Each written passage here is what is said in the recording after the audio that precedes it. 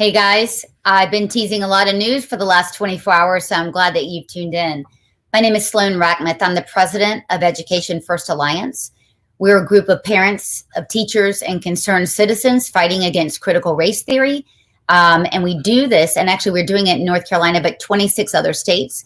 We do this by training parents, by organizing parents, by training kids how to fight back against critical race theory, by producing investigative journalist pieces, and importantly, by defending teachers who are under assault for refusing to indoctrinate children with racism and stereotyping. So that's what we do. That's who we are. Now, we found ourselves under a protracted smear campaign that appears to us to be coordinated. And I'm going to lay out the details of that. I think all of you guys have a right to know. So as I mentioned, we do produce investigative reporting pieces, and we always like to follow the money. So we've been following the money in North Carolina. A lot of it has led us to entities like the Department of Instruction, or importantly, the State Board of Education. Since we have been reporting on the goings on at the state level, we have been absolutely smeared by a guy named Jamie Falkenberry. But before I tell you about Jamie, let me tell you about the genesis of all this and the connection here. So former Lieutenant Governor Dan Forest, the attack seems to be coming from people in his orbit. And very surprising. I donated 200 hours of my time over the summer, worked for 6 months from here to Wilmington, did everything I could, volunteered, everything to try to get him elected. I still believe he would have been a lot better of a governor than Roy Cooper. And this is why I'm surprised at what I'm going to tell you. But back to Jamie Falkenberry. Jamie Falkenberry is a guy who now works for Catherine Truitt, that did work for Dan Forest, that I knew, and we had a good relationship. But we have been attacked a lot publicly. We've been called frauds, paid hacks, and secret Marxists, things like that, publicly, just because we've been exposing things going on at the state level with respect to promoting critical race theory. One story we did was about exposing a grant, a $1.4 million grant of foreign funding that reportedly came in to the State Board of Education and others to promote critical race theory. This is in 2020. Of course, I'm not accusing anyone of this, but that is when Dan Forest was on the state school board. We have been stonewalled and smeared for bringing this report to you. We want to know, we expect to know, why is a China-linked group paying for critical race theory ahead of a vote at the state level that ushered in critical race theory as policy? We want to know that, and citizens deserve to know that. In fact, Jamie Falkenberry, after we issued that report, called someone high up in the GOP, asked them to get me to stop reporting on this. And then he took ownership of the project. He said he'd investigate himself and then get back to everyone. Now, that's been 4 months ago. I haven't heard anything about that. We've also been very critical of North Carolina Virtual Charter School. It's a school that, quite frankly, is failing children in our state. Our taxpayer dollars are going for it, and it promotes critical race theory. These things are fair game. We ought to be able to go after our government for these sort of things. But a really big surprise came when we found out that Jamie Falkenberry's wife was a lobbyist, and she is a lobbyist for companies that are getting our state taxpayer dollars, and those companies are promoting critical race theory. One of these companies is a preschool company, and on their webpage, they have the notion that babies at 6 months old are racist, and at 2 years old need pretty much anti-racist training in order to be able to play with kids on the playground and not be racist. I mean, this stuff is not even on the margin. It is absurd. And in my mind, you cannot be a lobbyist in an administration that opposes critical race theory and be married to someone who is making money off of these things. Anyway, on the eve, we were going to report that we were filing an ethics complaint. Dan Forest himself weighed in on it, came in out of the woodwork, and he called a friend and said, hey, you know, Sloan Rackmuth is a liar. Everyone here who has power thinks she's a liar. And Jamie Falkenberry has everyone on her side, and she's really up against it here. in an effort to try to discourage us from coming forward, we still came forward. We still made that good faith ethics complaint, because we do not think that someone should be on the charter school board without acknowledging it and declaring that on their SEI disclosure forms. And number two, a lobbyist, for critical race theory should not in any way be involved in someone at such a high level. And again, we've been smeared pretty handily. But I'm going to be very careful about what I read to you next.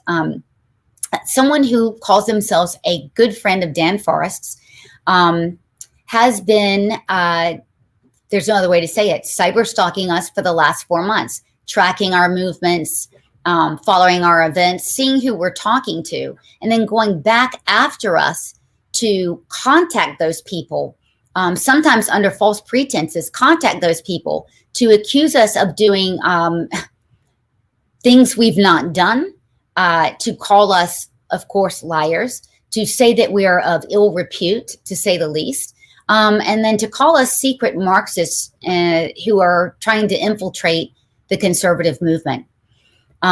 This person has completely libeled us and defamed us online, calling us criminals, saying that one of our members is about to be locked up in jail and won't see her child again. We have had many of my national business partners contacted by this person to warn them not to work with us, that we were, again, of low moral character, possibly breaking the law or something of that nature. And again, that we were secret Marxists.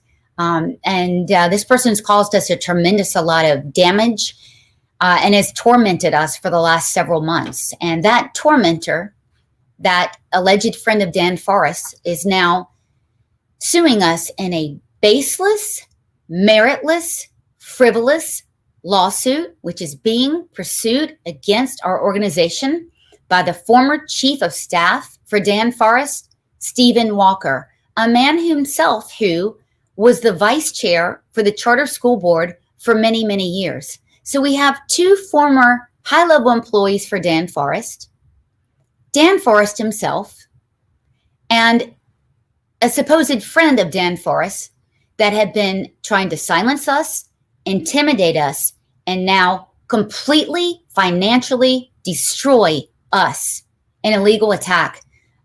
We need your help. We need to keep truth-telling. We are going to keep truth-telling. This is our legal fund. We very much need help now. We find ourselves as an organization in the fight of our lives. And we have been through a lot. We're not going to stop fighting, though. Don't worry. So since last night, me kind of opening up to all of you guys on social media, we've been very fortunate that several very, very bright lawyers and legal teams have reached out to us in an effort to help us, help defend us, and help make us whole again, if you will. And so I know that I told you that I was going to put out copious amounts of evidence, and I'm going to put out a tape for you guys. I have been instructed not to do that. I'm a journalist. I love to get the information out. You know me already. But I've been instructed not to do this, to keep that information for an eventual legal action that we might consider taking. And I do appreciate everyone coming out. Many journalists from across the country, this is important. They see this, what's going on here in North Carolina, as a bellwether case. They want activists all across the country to start looking up at their state houses to find out who is in this for the power, who is in this for the money, who's in this for getting money for their next election, or who's in it to preserve the backslapping good old boy network that seems to be so prevalent here in North Carolina.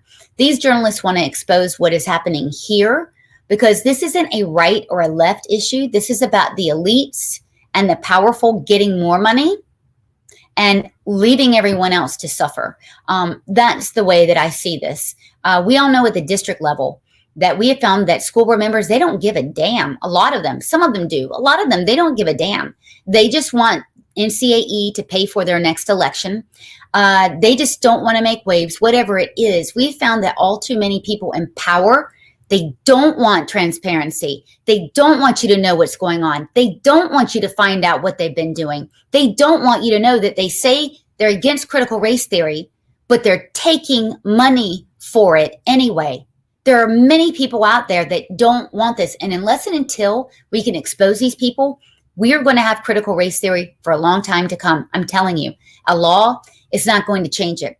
We have to cut this off at the head. We have to defund critical race theory. We have to absolutely defund it. So I'm asking you guys to help us in our legal fight. This is the fight of our lives. This is a baseless, meritless lawsuit by someone that claims he's a friend of Dan Forrest, who is, quite frankly, we've been victimized by for the last several months. And we're asking you to donate. We're asking you to get involved. We're asking you to join us in finding out why the state school board took foreign money, and we can't find out anything about this. Maybe they didn't take the money. Maybe there's a great explanation. But the reports say that they did, and we would like to know more. We need to hold our leaders accountable. It doesn't matter what side of the aisle they're on. It doesn't matter. So again, thank you guys for tuning in. And thank you for all the help you've given us over the last 24 hours. And we need more help. And please do consider making a donation. We cannot stop fighting here. Thank you.